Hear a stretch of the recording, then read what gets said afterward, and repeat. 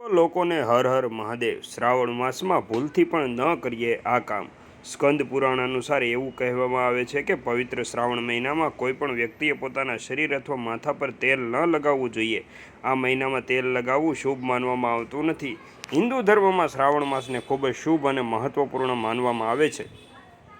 આ મહિનો ભગવાન શિવના ભક્તો માટે ખૂબ જ ફળદાયી સાબિત થઈ શકે છે। શ્રાવણ 5 ઓગસ્ટથી શરૂ થઈને 3 સપ્ટેમ્બરના રોજ સમાપ્ત થશે। આ મહિનામાં ભગવાન શિવની યોગ્ય રીતે પૂજા કરવાથી વ્યક્તિ શુભ ફળ મેળવી શકે છે। તમારા જીવનમાં ચાલી રહેલી તમામ સમસ્યાની રાહત મેળવી શકો છો। આવો અનેક કામો શ્રાવણ માસમાં થાય છે જે કરવા પર પ્રતિબંધ છે। હવે આવી પરિસ્થિતિમાં શ્રાવણમાં કેટલી બાબતો આવી છે જે ભૂલથી પણ ન કરવી જોઈએ, નહીંતર તે સુખ, શાંતિ અને આર્થિક સ્થિતિ અને બાળકો પર નકારાત્મક અસર કરી શકે છે।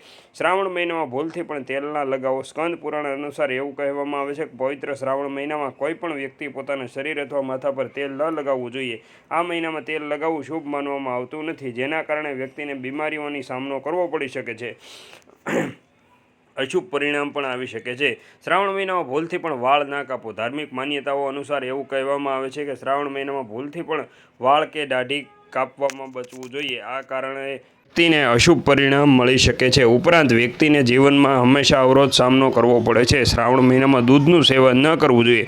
પ્રચલિત માન્યતાઓ અનુસાર એવું કહેવાય છે કે શ્રાવણ મહિનામાં શિવલિંગ પર દૂધ ચડાવવું શુભ માનવામાં આવે છે, પરંતુ આ મહિનામાં દૂધનું સેવન ટાળવું જોઈએ।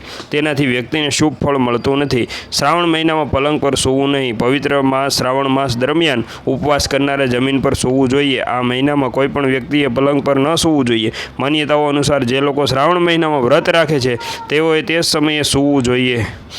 શ્રાવણ મહિનામાં દહીં ખાવાનું ટાળો। શ્રાવણ મહિનામાં દહીંનું સેવન ટાળવું જોઈએ। આ મહિનામાં દહીં ખાવાથી વ્યક્તિ શુક્ર દોષનો ભોગ બની શકે છે। ઉપરાંત નસીબ તમારી બાજુમાં નથી, તેથી આ મહિનામાં દહીંનું સેવન કરવું જોઈએ નહીં। વિડીયો દરેકને